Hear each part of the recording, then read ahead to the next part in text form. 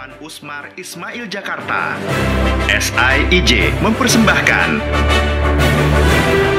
Green Press Community 2023 dipandu oleh Vira Abdurrahman.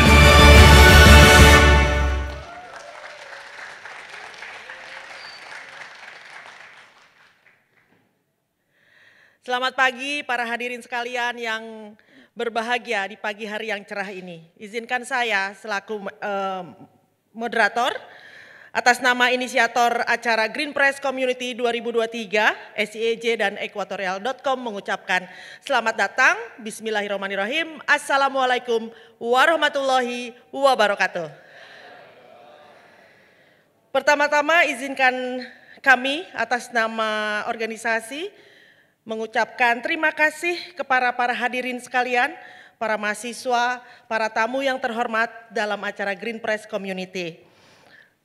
Khususnya kami ingin mengucapkan terima kasih kepada Ketua Umum SIIJ, The Society of Environmental Journalists, yang telah terpilih pada awal tahun 2023 ini bersama saya selaku Sekjen, Bung Joni Aswira Putra. Tepuk tangan untuk Bung Joni. Terus yang kedua, ini guru kami, jurnalisme kami, senior kami, Bapak Nezar Patria, selaku Wakil Menteri Komunikasi dan Informatika. Manggilnya abang aja kali ya. Kemudian, Bapak Atmaji Sabto Anggoro, selaku anggota Dewan Pers, Mas Sabto. Kami ucapkan terima kasih banyak telah hadir di pagi hari ini. And then kemudian Bapak Miklos Gaspar, perwakilan dari Kepala United Nations Information Center atau UNIC di Indonesia. Selamat datang. Kemudian kami juga ingin mengucapkan dan menyapa terima kasih kepada perwakilan Kedutaan Besar Amerika Serikat di Indonesia yang telah mendukung dan mendampingi selaku partner di SIIJ yang mengawal acara dari awal sampai puncaknya pada hari ini, kepada Kedutaan Besar Amerika Serikat di Indonesia, juga para mitra yang mendukung acara pagi hari ini, dan yang tak lupa para jurnalis dari seluruh Indonesia yang telah mendedikasikan waktunya, energinya, dan pemikirannya untuk lingkungan Indonesia yang lebih baik. Para Dewan Pengawas SIIJ, kepada para pengurus SIIJ dan simpul SIIJ dari seluruh Indonesia. Tepuk tangan yang meriah dulu. Terima kasih tepuk tangannya. Dan kita akan mengawali acara pagi hari ini dengan menyanyikan Indonesia Raya. Untuk itu kepada para hadirin yang terhormat, kami minta untuk berdiri dan bersama-sama menyanyikan lagu kebangsaan Indonesia Raya. Indonesia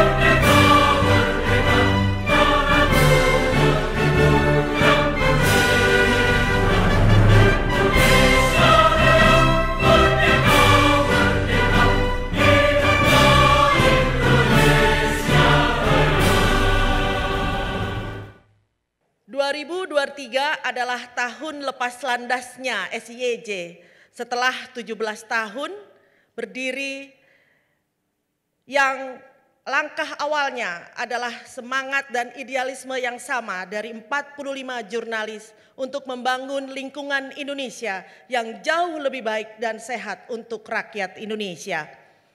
SIEJ pertama kali dideklarasikan di Tangkahan, Sumatera Utara. Dan hari ini SIEJ menorehkan sejarahnya dengan melangsungkan Green Press Community 2023. Dan untuk mengawali acara, kami meminta kesediaan Ketua Umum SIEJ Bung Joni Aswira Putra untuk memberikan kata sambutan kepada hadirin sekalian. Kepada Bung Joni, waktu dan tempat di panggung kami persilahkan.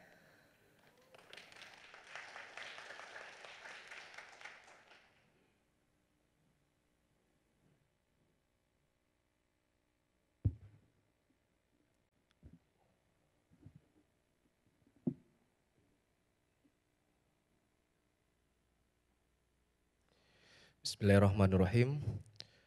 Assalamualaikum warahmatullahi wabarakatuh. Salam sejahtera untuk kita semua. Selamat pagi buat para hadirin dan para pemirsa yang juga mengikuti jalannya acara ini lewat live streaming. Pertama saya untuk mengucapkan terima kasih atas kehadiran. Tadi kami biasa manggil Bang Nezar Patria. Terima kasih Bang sudah bersedia hadir, Wakil Menteri Kominfo. Dan saya juga mengucapkan terima kasih kepada Mas Atmaji Sabto Anggoro, kami biasa panggil Mas Sabto, anggota Dewan Pers. Terima kasih yang kami hormati dan kami ucapkan terima kasih juga dari perwakilan Kedutaan Amerika Serikat untuk Indonesia, dalam hal ini diwakili oleh Mas Indar. Terima kasih Mas sudah hadir. Dan Pak Miklos Gaspar, thank you for your coming for this event. Kepala Pusat Informasi UN di Indonesia. Dan tentu kami ucapkan terima kasih kepada seluruh partner kami, mitra yang menjadi kolaborator yang mendukung kegiatan ini selama 2 hari ke depan. Tentu kami juga mengucapkan terima kasih kepada seluruh anggota SIEJ maupun jurnalis yang hadir dari seluruh Indonesia, karena ada banyak rangkaian acara di event ini, dan para hadirin yang berbahagia. Tadi sempat disinggung oleh Kak Fira bahwa ini adalah Green Press Committee adalah langkah atau kami menoreh sejarah baru. Dari dulu memang kami berpikir bahwa isu lingkungan hidup ini, isu perubahan iklim mestinya tidak ansih menjadi isu di wilayah jurnalisme saja gitu. Kami berpikir isu ini adalah isu yang dihadapi oleh semua pihak, adalah isu semua kalangan, sehingga kami berpikir mestinya jurnalisme lingkungan hidup juga harus diperluas jejaring kolaborasinya dengan masyarakat umum gitu. Makanya kami menginisiasi sebuah kegiatan yang dapat mempertemukan semua pihak untuk kita bersama-sama membahas, membicarakan langkah-langkah apa yang dapat kita ambil bersama, yang bisa kita kerjakan bareng-bareng untuk mengatasi dampak perubahan iklim dan pemulihan lingkungan hidup. Dan hari ini kami dengan sangat bangga mempersembahkan Green Press Community ini bagi semua pihak agar ini menjadi pintu masuk untuk kita memperkuat kolaborasi. Dan kita menyadari bahwa perubahan iklim yang terjadi hari ini sudah sangat menghasilkan dampak yang cukup buruk gitu ya. Sehingga bahkan sekarang sudah kita kenal dengan istilah krisis iklim karena dia sudah menimbulkan krisis di semua sektor kehidupan. Karenanya kita tidak punya waktu yang cukup banyak untuk mengembalikan situasi atau keadaan gitu ya, atau menahan ataupun mengatasi dampak yang lebih buruk.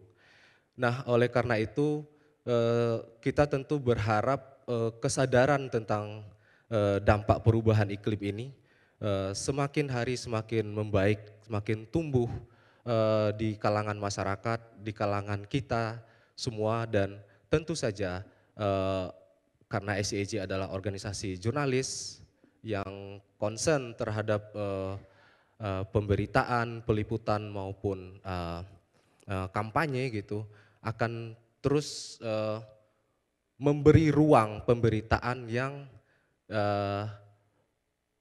memberi ruang pemberitaan ini agar menjadi arus utama.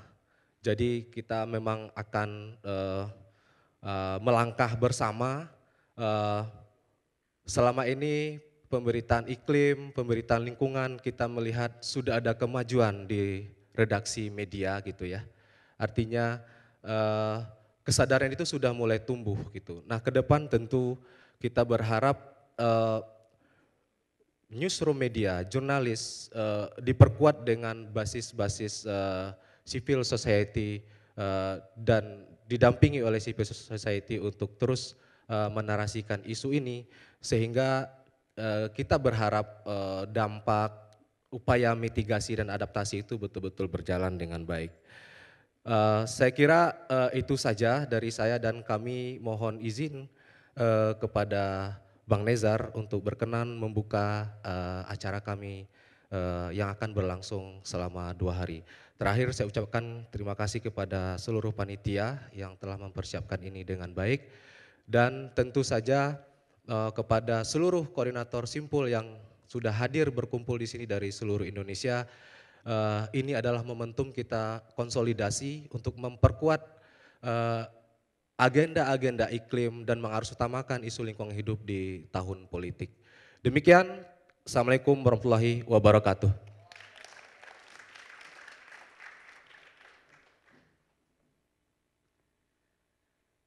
Terima kasih kami ucapkan untuk Bung Joni Aswira Putra. Untuk selanjutnya kami meminta kesediaan Bapak Atmaji Sabto Anggoro selaku anggota Dewan Pers untuk memberikan sedikit sepatah dua patah kata untuk para hadirin sekalian. Kepada Mas Sabto, kami persilahkan.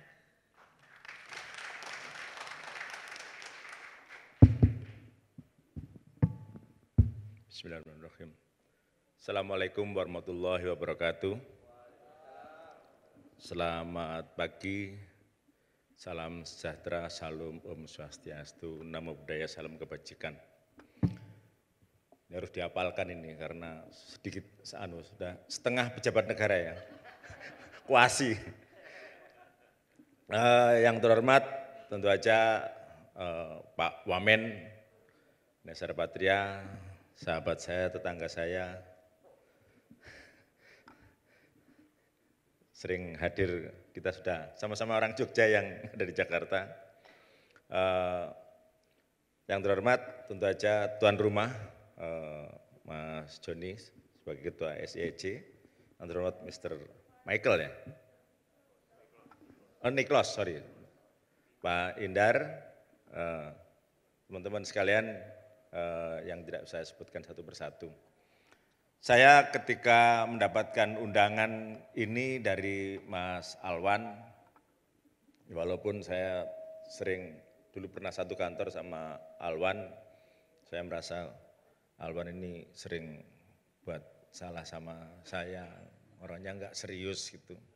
Tapi ketika dia hadir ke kantor saya, di ruangan saya tidak, sudah 2 bulan yang lalu mungkin yang datang ke tempat saya langsung mengatakan, saya akan hadir di acaramu. Tepuk tangan buat SIEJ. Kenapa? Karena kami melihat bahwa kita sering prihatin dalam banyak hal tentang lingkungan. Betapa kerusakan lingkungan baik itu oleh masyarakat maupun oleh negara dan juga oleh kebijakan atau kebijakan yang tidak dilaksanakan secara bertanggung jawab. Maka kita menemukan beberapa hal seperti misalnya yang paling kenceng food estate. Bagaimana ya mungkin yang di Papua jalan tapi yang di teman-teman sudah hafal. Juga kita selalu berpikir sebentar saja bahwa sudah tahu bahwa El Nino akan terjadi dan berkepanjangan tapi tidak ada informasi yang memberikan sesuatu yang signifikan, hanya teriak-teriak panas. Tapi tidak mempersiapkan yang lagi akan terjadi, baru sehari hujan langsung banjir. Dan beberapa hal tentu aja semua healing pergi keluar dari Jakarta karena Jakarta asap berasap. Nah, teman-teman sekalian,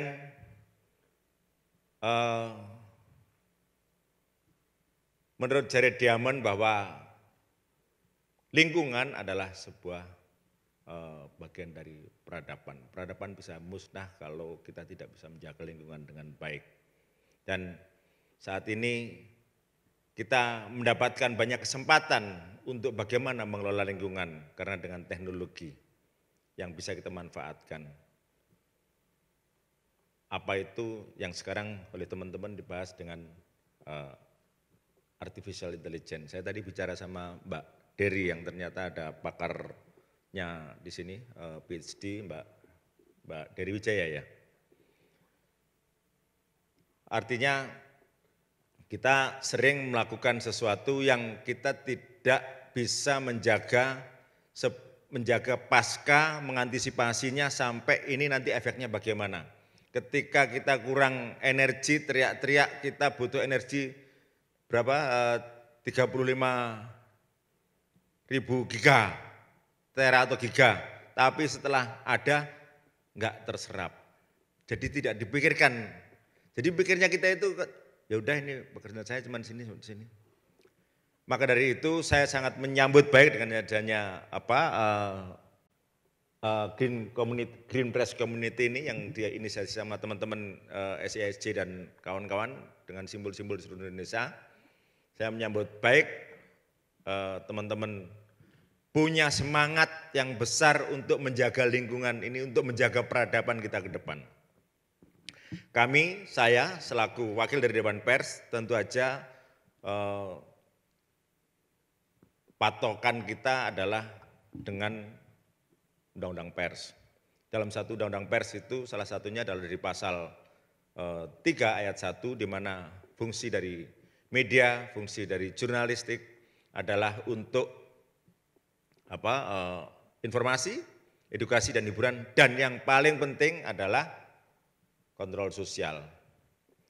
Maka dari itu saya berharap dari acara ini dan pelatihan-pelatihan berikutnya dan akan bergulir di pelatihan dan kegiatan-kegiatan selanjutnya, maka saya berharap teman-teman yang bergerak di bidang jurnalistik untuk selalu ingat tentang pasal tersebut, tentu aja spesialnya adalah di soal kontrol sosial. Dengan menggunakan artificial intelligence, dengan melakukan big data analitik, dan semuanya itu Anda bisa mendapatkan data yang penting, mendapatkan data yang akurat untuk bisa mengantisipasi dan melakukan kegiatan-kegiatan berikutnya untuk mengontrol kesalahan-kesalahan yang dilakukan oleh siapapun, termasuk juga yang dilakukan oleh pemerintah. Karena undang-undang tersebut adalah amanah. Maka kalau teman-teman yang bergerak di bidang jurnalistik kalau tidak menjalankan amanah itu berarti Anda bukan jurnalis yang amanah. Demikian yang bisa saya sampaikan. Semoga kata-kata singkat saya ini bisa memberikan semangat kepada teman-teman semua supaya selalu bekerja untuk selalu ingat bahwa ada tanggung jawab yang besar bagi seorang jurnalis untuk menunjukkan sikap kecintaannya kepada bangsa dan negara ini. Demikian yang dapat saya sampaikan. Assalamualaikum warahmatullahi wabarakatuh.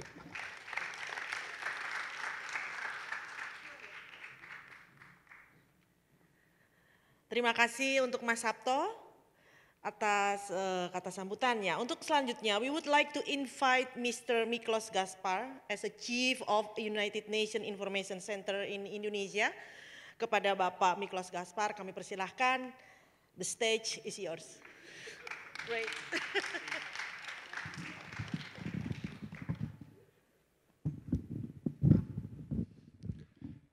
Terima kasih, selamat pagi. Maaf, saya bisa bahasa Indonesia hanya sedikit, jadi saya akan berbicara di bahasa Inggris, dan saya harap kalian mengerti. Okay. Inshallah, yeah. So, as the moderator said, my name is Miklos Gaspar. I am the director of the UN Information Center that's based in Jakarta, but responsible for this region. And, you know, for the UN, the global community, both of the topics that you are discussing today, climate change and combating climate change, misinformation, combating misinformation, are really key areas. I mean, ever since the COVID-19 pandemic, when we saw the real negative impact of misinformation and disinformation worldwide, it has been a major initiative of the United Nations, and specifically of my department, the Department of Global Communication, to support organizations like yours and you know, information providers like you in countering misinformation and disinformation. And climate change and the environment is really one of the areas where misinformation and disinformation are rampant and you know, utterly harmful. Let me perhaps highlight a few points. So one problem when it comes to climate change, right, for decades, that there have been some climate skeptics. Climate skeptics who, you know, initially made up perhaps some percentage of scientists and opinion formers.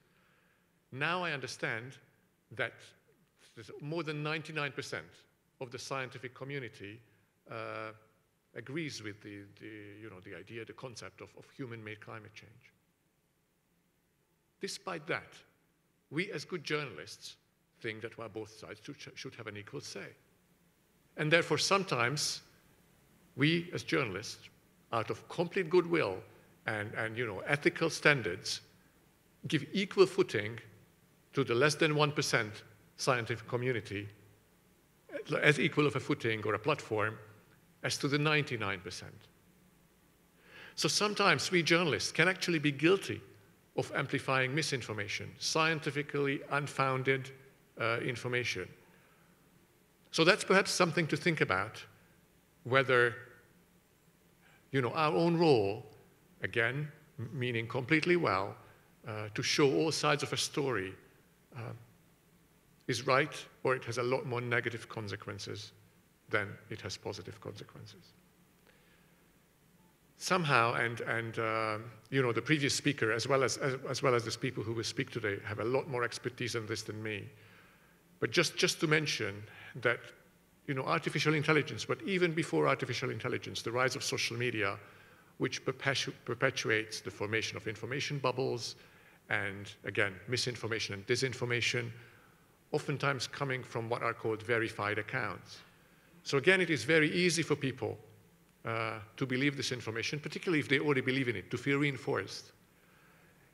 And so again, what's there that us, you know, journalists and opinion makers can do? I've been in Indonesia for just 1 year, but I must say, one of the reasons I really like being here as a former journalist is because Indonesia is a country where journalism, mainstream journalism, still matters and matters a lot.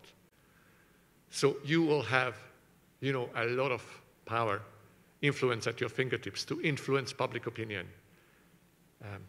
And it is through data-based information It is through, debunking information and pushing the right information time and time again, and finding ways for it to be attractive. You see, somehow misinformation is always displayed in a way that's very attractive. Nice infographics, attractive narrative.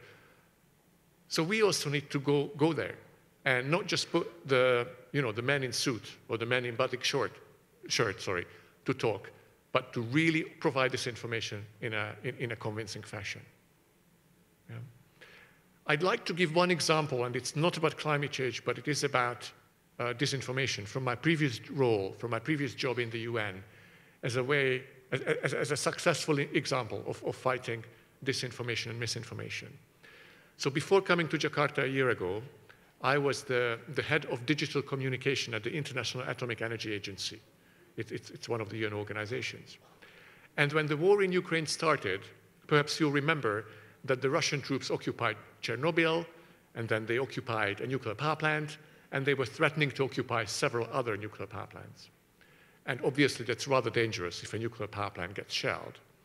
So my organization took to Twitter, and I was in charge of the Twitter channels at the time, to basically wage Twitter diplomacy in trying to put pressure on the warring sides not to cause a nuclear disaster. And we were fighting misinformation, disinformation. As you know, any war is also a propaganda war. There was information put out by both sides that was completely untrue, but it was a lot more juicy than what we put out. So for a while, they had a lot more echo in the press. But then after a while, as journalists realized that they were actually being fooled by propaganda and what was being put out wasn't correct. So over time, the weight of our sort of more matter-of-fact, data-driven information grew. And I mean, I must say I had to do one tweet or several tweets until the day I got on the plane to come here. And that was now over a year ago.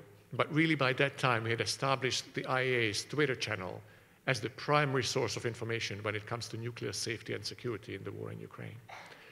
And so what I'm urging you all is to find, in your own areas, similar ways that you can just push and push and push the correct information and for you to change minds. And you are not going to convince everybody, and that's fine. But hopefully you'll convince enough people. And then before I stop, I want to give you just one more example. All of you are much bigger influencers in Indonesia than I am. But just to say, and this is something I mention when I talk at universities here, that your own personal example can be very powerful in making people change their mind when it comes to climate change or environmental issues in general. And again, I just want to give one small example of mine. So as any head of UN agency, I have a driver and a car here. And I don't use that driver and I don't use that car. I'm retraining my driver to be doing more useful tasks. Jakarta, I mean, if you live in the suburbs, no, but if you live in Jakarta, there is actually public transportation. And to change the mindset that public transportation shouldn't just be for the poor people who can't afford to have a huge car. In fact, you don't get stuck in traffic jam, sometimes I catch up on the news and on the bus. So even to come here, I took the MRT and I took Transjakarta. And yes, it takes longer. Well, it takes longer than OJEC, but it's much faster than a car. But somehow, for you to, whether it's this example or something else, to see that, you all can make a difference, of course, in your jobs, but also in the private lives through the choices you make. When I go, it's also interesting in Indonesia, when you go to one of these fancy supermarkets, people bring their own shopping bags. But when you buy your vegetables at the kaki lima on the street, it's like tons of plastic. And then, when I, as the bule, come there with my plastic bags, all the ladies in the neighborhood look at me, yeah, the stupid bule brings his own bag. And so again, I, as a foreigner, can't make a difference, but you all can make a difference to change minds. And so disinformation is, when they really want to mislead you. But there's also a lot of misinformation or lack of information, and that's really easy to change. And I hope that by the time your conference ends here in 2 days, you will have all gone away with good ideas on how to do that. So thank you for listening, and I hope to stay in touch. Thank you.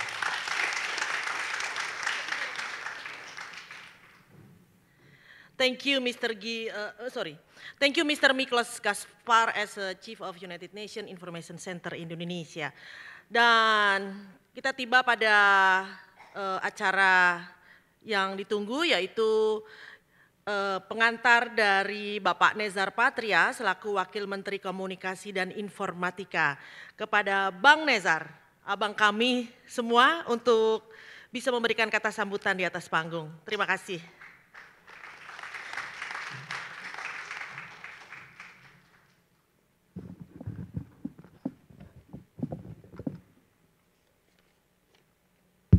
Assalamualaikum warahmatullahi wabarakatuh. Selamat pagi. Om Swastiastu, Shalom, Namo Buddhaya, salam kebajikan. Betul kata Mas Sabto, memang itu harus dihafalkan ya.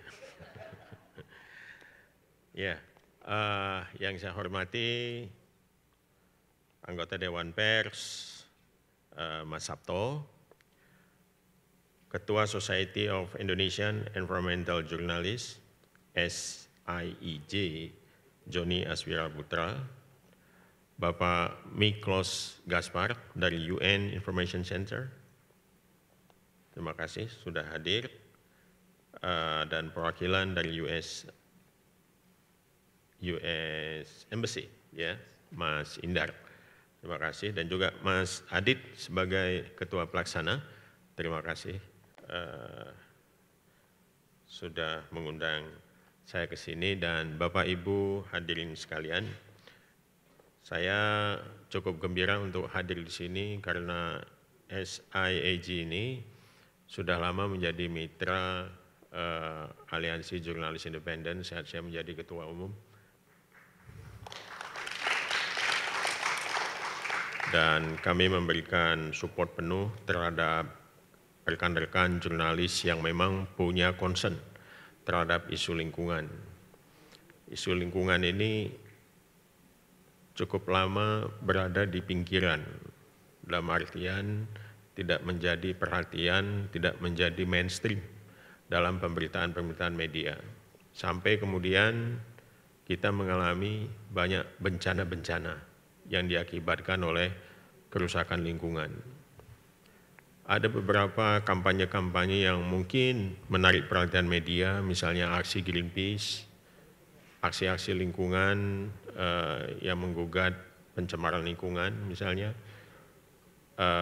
dan mungkin satu aksi yang spektakuler oleh generasi muda yang mungkin masih sangat remaja, Greta Thunberg, ya, bagaimana dia melintasi antar benua begitu dengan menggunakan pesawat untuk kampanye tentang emisi karbon. Saya cukup terkesan dengan aksi itu, dan saya kira itu aksi yang cukup menggugah, dan tiba-tiba kita sadar bahwa bumi kita ini suhunya sudah naik 1 mungkin sampai 2 derajat. Dan yang paling akan mengalami adalah generasinya Greta, generasinya anak-anak kita ini, yang 10, 15 atau 25 tahun lagi akan harus menyesuaikan hidupnya dengan suhu yang bertambah sampai 2 derajat. Sekarang aja panas begini kita udah cari es teh tiap hari ya. Ada yang sampai di TikTok itu minum es tehnya udah kayak gentong gitu. Nah, itu menunjukkan daya tahan kita sebetulnya terhadap lingkungan yang berubah itu rentan gitu. Jadi apa yang kita lakukan akan kembali lagi kepada kita semua. Dan kampanye lingkungan saya kira sangat dipengaruhi oleh informasi-informasi yang bermunculan di media. Nah, lanskap media kita saat ini tadi sudah disebutkan juga oleh Pak Miklos, bukan cuma ada media mainstream tapi juga ada sosial media. Keduanya ini menjadi sumber informasi buat semuanya dan termasuk juga buat generasi muda.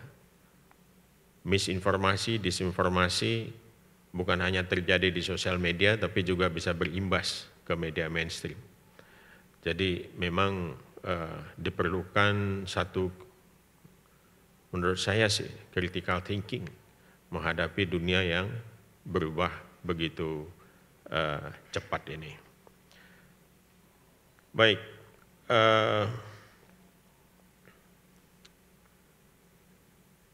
tadi saya sudah menyebutkan bahwa kita sebetulnya berada di dunia yang sudah berubah begitu cepat, terutama dalam soal perubahan iklim, mulai dari pergantian musim yang tidak menentu, peningkatan suhu, dan dampak itu bukan hanya mempengaruhi kita secara individual, tapi juga sebagai komunitas. Nah, banyak publik yang memberikan reaksi dan saya kira ini menjadi tugas yang tidak ringan buat rekan-rekan yang berkumpul di Green Press Community ini. Saya sangat menghargai apresiasi yang sangat tinggi kepada SIIJ ya. Ini dibaca SIIJ apa SIIJ? SIJ gitu cepatnya gitu ya.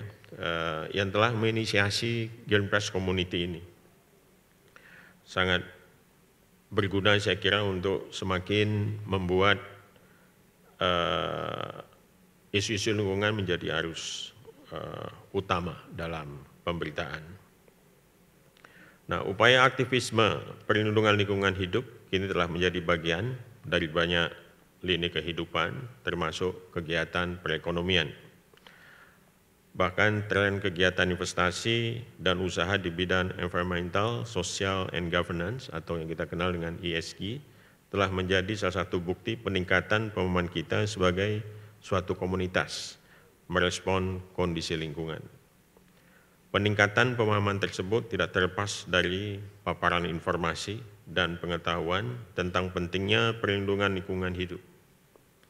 Capaian ini tentu saja tidak bisa dilepaskan dari kiprah para jurnalis yang telah memaparkan kita semua terkait dengan isu penting ini, termasuk juga apa yang dilakukan oleh kawan-kawan di SIIJ ini. Meskipun demikian, tugas kita, rekan-rekan jurnalis, belum usai karena upaya peningkatan pemahaman dan amplifikasi exposure terhadap isu lingkungan harus terus giat kita lakukan.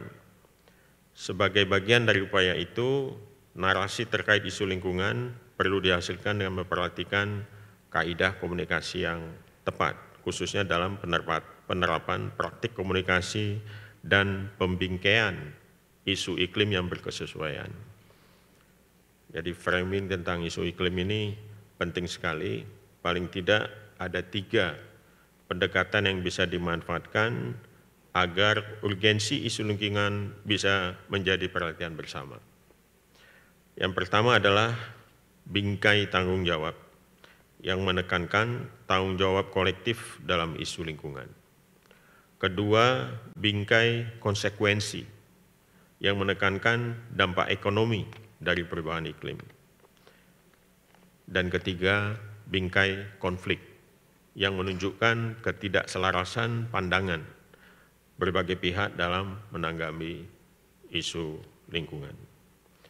Dalam upaya meningkatkan sensitivitas dan kesadaran masyarakat mengenai isu lingkungan hidup, beberapa langkah yang dapat ditempuh, misalnya dengan mengangkat isu yang dekat dengan kehidupan sehari-hari, menggunakan diksi yang tepat, mudah, dan terbuka terhadap berbagai sudut pandang, serta menyadari interseksionalitas dampak krisis iklim, seperti ketahanan pangan, kelangkaan air, kemiskinan, dan instabilitas politik. Hal ini perlu dilakukan untuk membumikan isu lingkungan supaya tidak sulit dicerna oleh masyarakat kebanyakan. Tentunya rekan-rekan jurnalis dan aktivis lingkungan tidak bekerja sendiri, meski perlu terus lakukan peningkatan. Pemerintah memiliki perhatian khusus pada isu-isu lingkungan ini. Secara garis besar terdapat 3 isu krusial yang disoroti oleh pemerintah dan ditindaklanjuti sebagaimana disampaikan di berbagai forum internasional. Seperti 1, pemulihan berkelanjutan pasca pandemi COVID-19, 2, peningkatan aksi berbasis daratan dan lautan untuk perlindungan lingkungan hidup, dan 3, peningkatan mobilisasi sumber daya untuk perlindungan lingkungan hidup dan pengendalian perubahan iklim. Hadirin sekalian, kehadiran teknologi digital pun sejatinya dapat membantu upaya kita menghadirkan lingkungan hidup yang berkelanjutan. Hal ini dapat terlihat dari peningkatan adopsi teknologi digital dalam penanganan isu lingkungan hidup yang berpotensi mengurangi emisi karbon dioksida sebesar 20%, serta mengurangi pemanfaatan sumber daya alam bagi proses produksi sebesar 90%. Ini berdasarkan data UN Environment Program tahun 2023. Sebagai salah satu teknologi digital yang kerap dimanfaatkan untuk penanganan isu lingkungan, AI memiliki potensi yang signifikan bagi transformasi ekonomi dan keberlanjutan lingkungan. Pada tahun 2030, kontribusi teknologi hijau berbasis AI bagi perekonomian global diprediksi mencapai 5,2 triliun dolar AS. Selain itu, penerapan AI dapat mengurangi emisi gas rumah kaca global sebesar 4%, setara dengan emisi tahunan yang dihasilkan oleh Australia, Kanada, dan Jepang. Beberapa contoh pemanfaatan AI antara lain utilisasi AI dalam kendaraan otonom elektrik yang ramah lingkungan, smart agriculture yang mendorong keberlanjutan pangan, serta inovasi berbasis AI yang memberikan informasi real-time mengenai titik polusi udara, kemacetan lalu lintas, hingga titik-titik pembabatan hutan dan perburuan liar. Pada kesempatan ini, saya juga ingin berbagi kepada rekan-rekan semua tentang UK AI Safety Summit yang saya dan jajaran Kementerian Kominfo hadiri beberapa waktu yang lalu, pekan lalu ya. Di AI Safety Summit, negara-negara peserta termasuk Indonesia, ada sekitar 28 negara yang hadir di sana, termasuk China dan Amerika. Saya kira dengan kehadiran 2 negara besar itu yang selama ini menjadi pusat dalam produksi teknologi digital terdepan menjadi sangat penting ya, selain negara-negara Eropa juga, untuk berbicara tentang bagaimana pemanfaatan AI yang mengutamakan keselamatan publik. Acara itu dilakukan di Bletchley Park. Bletchley Park ini cukup terkenal dalam sejarah, terutama di Perang Dunia Kedua, di mana waktu itu Inggris, Dinas Intelijen Inggris menggunakan Bletchley Park ini untuk memecahkan kode dari kode sandi yang dikirimkan oleh Nazi waktu itu untuk menyerang Eropa. Setiap hari tentara-tentara sekutu ini yang di Eropa ini kalah oleh serangan-serangan Jerman karena kodenya sulit sekali dipecahkan oleh yang namanya mesin Enigma. Mesin Enigma ini membuat kode yang kalau secara matematika itu baru bisa dipecahkan kira-kira 20 juta tahun. Itu luar biasa enkripsi yang dibuat oleh Enigma. Itu di tahun 1940-an ya. Itu. Nah, kemudian ada seorang yang jenius di Inggris namanya Alan Turing ya.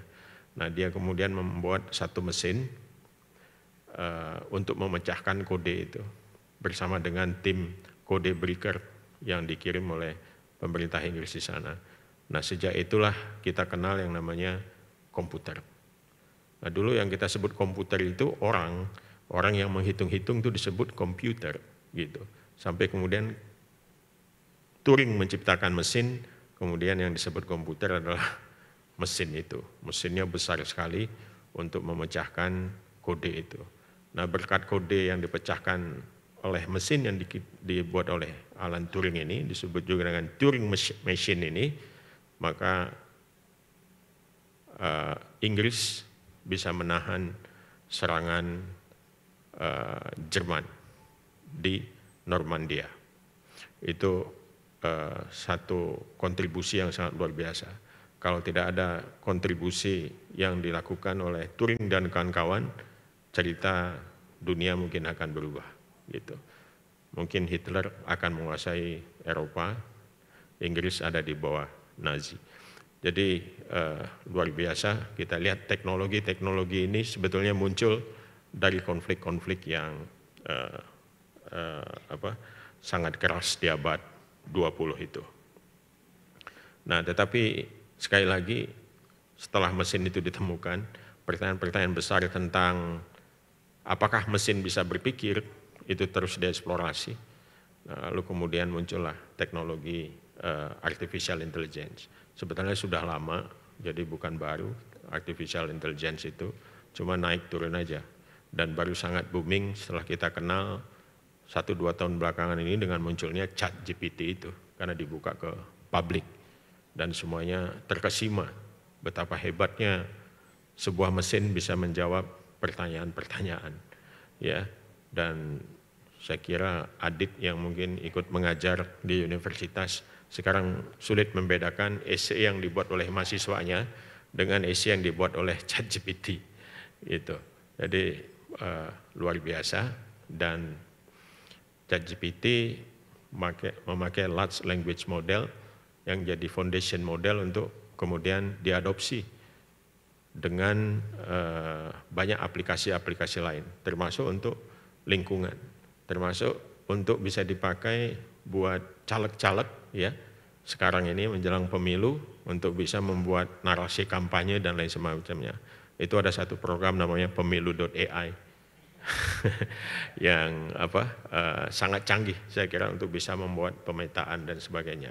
Dan saya kira dengan foundation model yang ada di ChatGPT itu juga bisa dipakai untuk misalnya kepentingan pemberitaan-pemberitaan lingkungan gitu dan sebagainya. Jadi AI banyak gunanya dalam soal ini.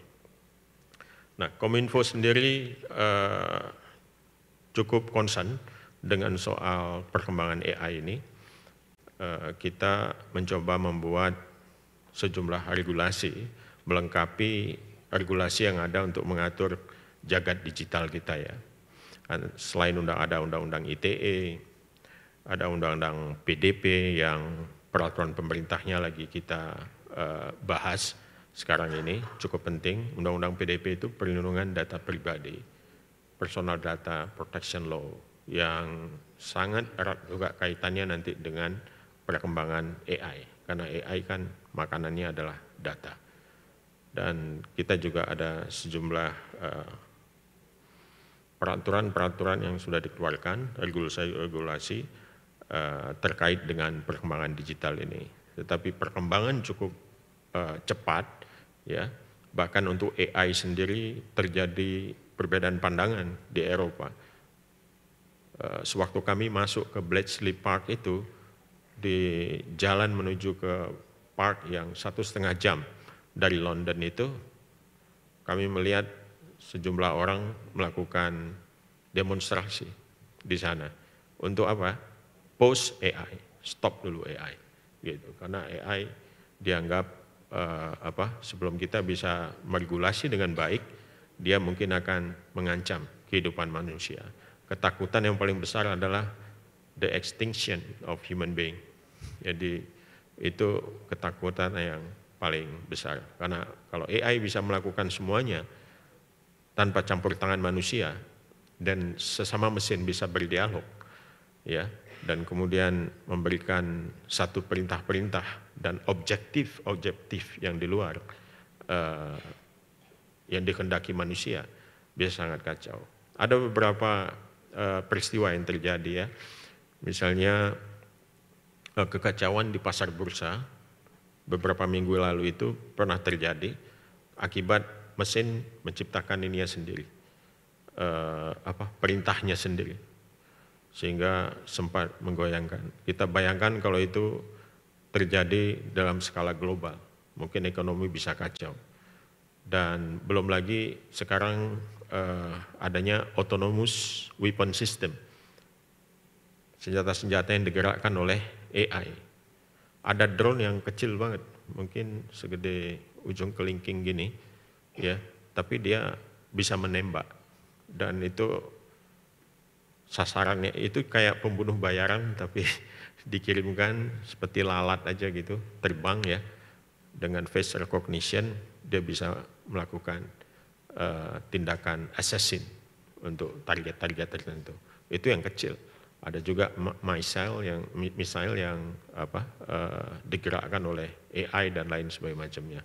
Jadi kalau ini nggak diatur, perkembangannya luar biasa gitu. Dan kita tentu saja merasa terancam. Karena apa? Dia bisa out of control, di luar kontrol manusia. Nah ini kenapa kemudian sejumlah negara besar tadi itu, ada 28 negara, Amerika, China, Jerman, Jepang, Kanada, dan negara-negara lain, termasuk Indonesia. Indonesia bersama 2 negara ASEAN lain, Singapura dan Filipina, itu yang diundang. Jadi dianggap negara yang cukup penting di kawasan ASEAN.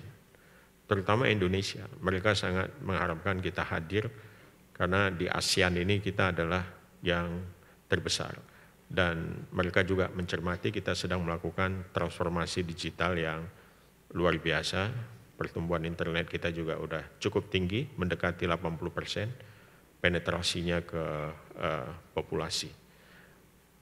Dari 270 juta ada sekitar 215 juta pengguna internet sekarang ini.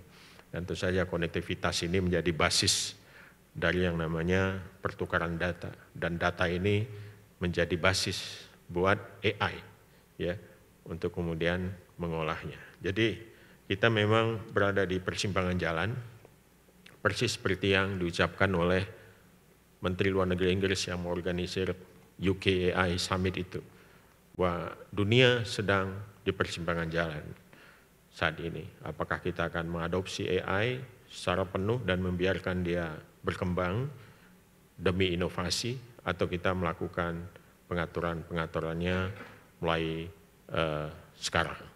Karena apa?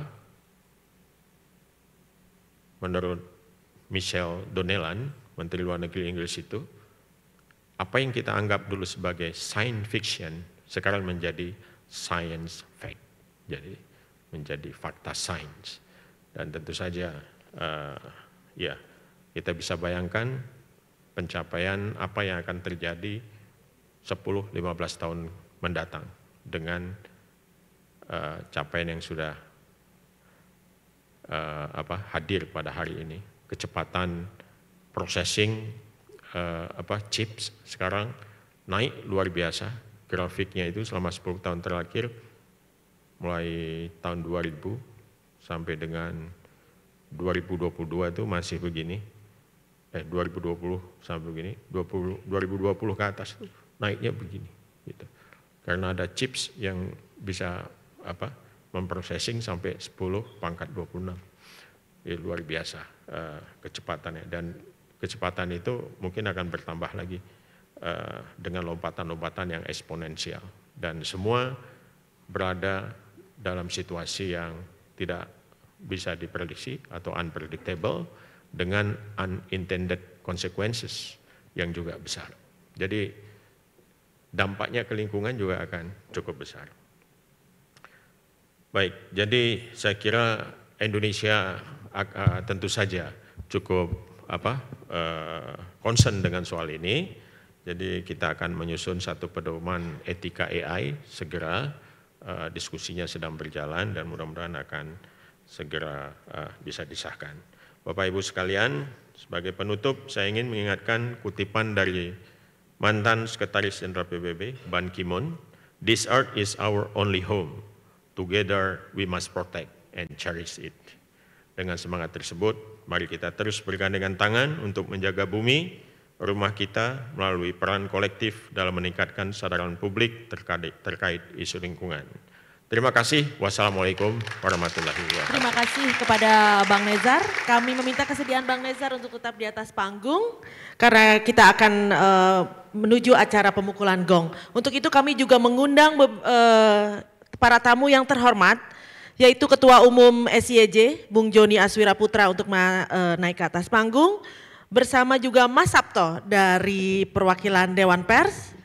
And then we like to invite again Mr. Miklos Gaspar from UNIC Indonesia. Dan juga sahabat kami bersama, Mas Indar, selaku perwakilan dari Kedutaan Besar Amerika Serikat. Kita tibalah pada puncak acara kali ini, yaitu pemukulan gong yang akan dilakukan oleh Ketua Umum SIEJ yang akan dilanjutkan dengan penyerahan pohon untuk para keynote speaker dan tamu yang terhormat. Kepada Joni Aswira Putra kami persilahkan.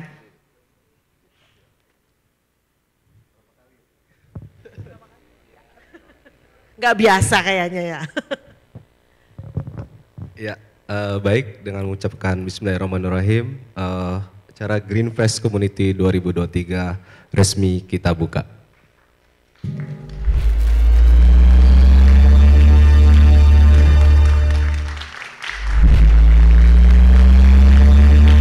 Iya, dengan pemukulan gong kali ini sebagai simbol bahwa pembukaan Green Press Community 2023 telah resmi dibuka.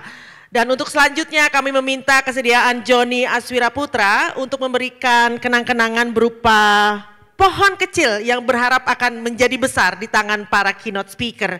Yang pertama adalah kepada Bapak Nezar Patria, Bang Nezar tepatnya. Kalau udah panen bagi-bagi ke SIEJ ya Bang ya. Untuk kemudian Mas Sabto Anggoro selaku Dewan Pers kami ucapkan terima kasih atas kehadirannya. And then the next is for Mr. Miklos Gaspar.